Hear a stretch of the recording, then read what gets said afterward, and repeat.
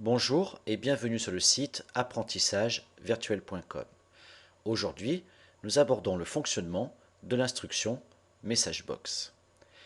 Nous souhaiterions afficher dans une boîte de dialogue le contenu de la cellule A1. Cet affichage devrait avoir lieu lors du clic sur le bouton de commande Valeur en A1. Cliquons sur ce bouton.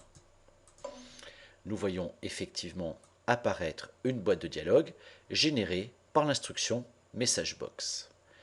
Le message principal de cette boîte de dialogue, appelé prompt, contient bien le contenu de la cellule A1.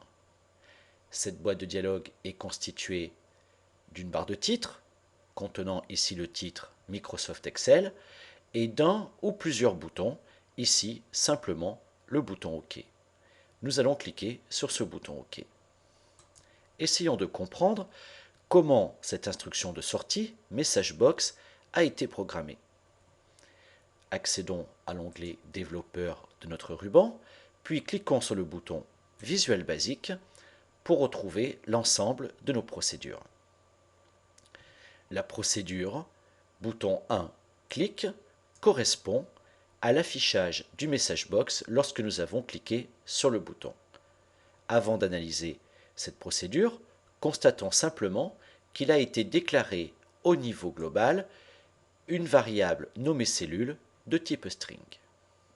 La procédure contient l'instruction range A1.select pour s'assurer de la sélection de la cellule A1, de l'affectation de la valeur contenue dans cette sélection à la variable cellule, puis l'instruction MessageBox se contente d'afficher le contenu de cette variable. Analysons maintenant la procédure 2. La procédure 2 a pour objet de nous expliquer un peu plus en détail la constitution d'un MessageBox. Nous souhaiterions récupérer le contenu de la cellule A2. Sélection de cette cellule, puis affectation de la valeur de cette cellule à la variable cellule.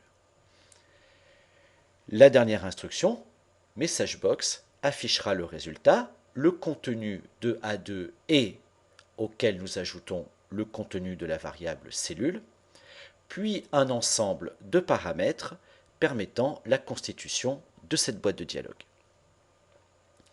Si nous analysons la ligne de commentaires, le premier argument, prompt, est le message complet de la fonction MessageBox.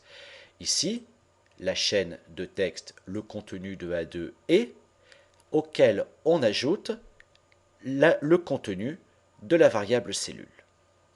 Pour pouvoir afficher ces deux instructions, nous utilisons l'opérateur et commercial.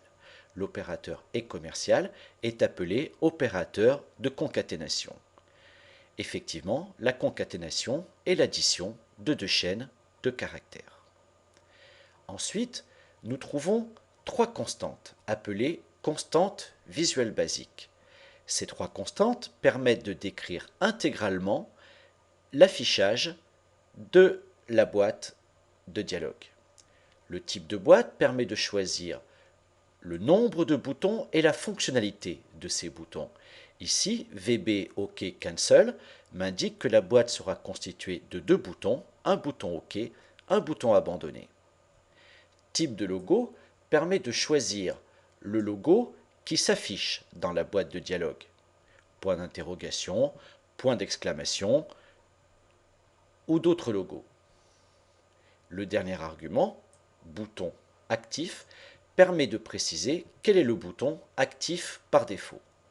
Comme ici nous avons choisi le bouton 1, il y a indication que c'est le bouton OK qui est actif par défaut.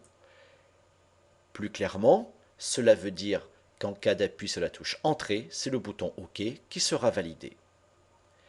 Enfin, en dernier lieu, l'argument titre permet d'indiquer un titre à notre boîte de dialogue. Voyons si nous retrouvons l'ensemble de ces éléments lors de l'exécution de la procédure. Nous voyons bien que le prompt est constitué de la chaîne de texte, le contenu de A2 et et de la valeur cellule qui a récupéré le contenu de la cellule A2. Nous constatons également que le message box est constitué de 2 boutons OK et Annuler, d'un titre Bienvenue et d'un logo représentant un point d'exclamation. Cette leçon est à présent terminée. Merci de l'avoir suivie et à bientôt pour une nouvelle leçon.